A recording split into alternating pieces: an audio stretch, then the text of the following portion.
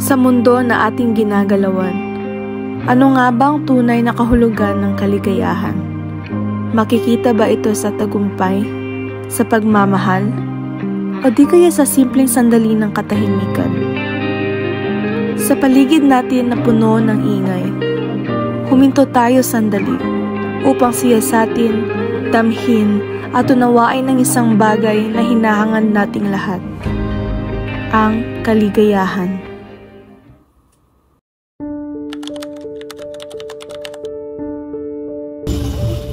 Kalipay kay family. Family. Para sa kuha akong baby. Tapos negosyo pod na mo. Sa kuha akong kagalingon, akong kalipay kay kanang magtrabaho ko aron makatabang sa akong pamilya. Para sa akong future. Love. Kwarta. Being joyful, contented, and satisfied. Ay, magkana na ko. Spray na ko, te. Negosyo, mamaling kuhaan na mo, panginabuyan, then pag-uli na ako, happy ko nga na akong baby.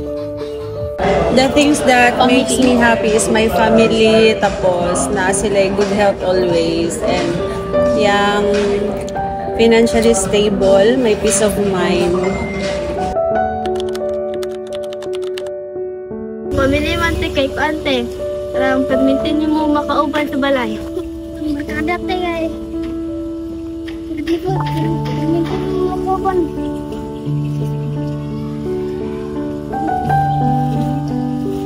Ganun tayo.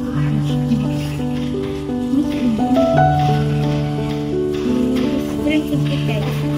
Minsan niyo mo makauban sa iskilan. Tapos matabangan niyo mo sa iyang lihupunang. Kaya pag uli na mo, makigdula siya sa kuha, anak God. Pag mawala mong kakapoy. Maupoy nag-survive sa mga pang-adlaw-adlaw na mga pangailangan, anak.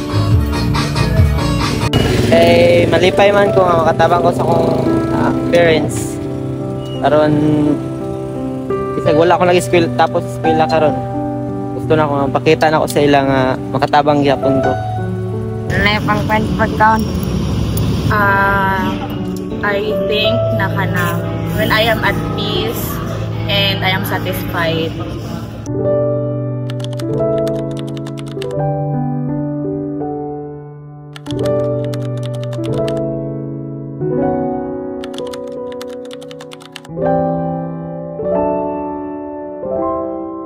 So upon interviewing upon interviewing the people na amuang na come across throughout the either the campus or diri sa libot-libot, amuang na-realize nga ang ilahang happiness ga-depend sa perspective nila. Ang happy for me, ang nakita dito is ang happiness sa isa ka bata nga pananaw niya nga ang happiness for him is kwarta, tungod kay dili man siya privilege nang kita siya kwarta kay para masuportahan niya iyang pamilya. For me, ang mas napansin din ako dito kay itong mama.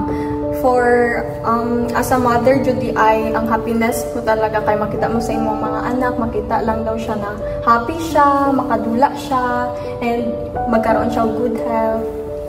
For me, kay ang happiness doon based sa video kay sa personal experience, like yung sa nagkapabanta ng pandesal, like based doon kay hindi man siya nakagraduate kasi parang yun na lang din naging motivation niya para ma-make din yung family niya na maging happy.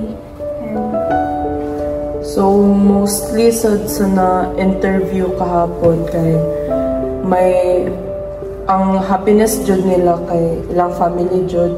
Iba-iba man siya og reason, like katong kay amay ka, tong tindera kay happiness niya yung baby kay inigabot niya sa balay, like maka-smile siya, like ma-contented na siya kung makita niya yung anak.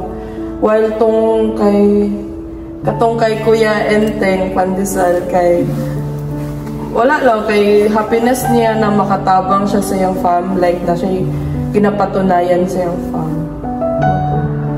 Ang napansin ko is nag-base yung other people sa peace of mind kasi makita mo talaga na ma-happy ka if peaceful ang life mo. So, yun ang nakuha namin na lessons, ninyo na lessons sa kanila. Yes, yun. Sa iba't ibang perspectives ng tao. Pero for us, ang ating natutunan, ang happiness, ang true happiness is makuha siya if we follow the footsteps of God. Yes. So, for the perspectives of others, they have different thoughts on happiness.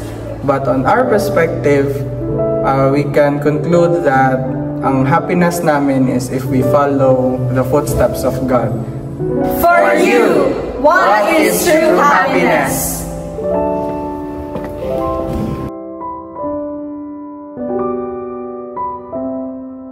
Sa huli, iisa lamang ang ating hinahanap at nais makamtan, kundi ang kaligayahan.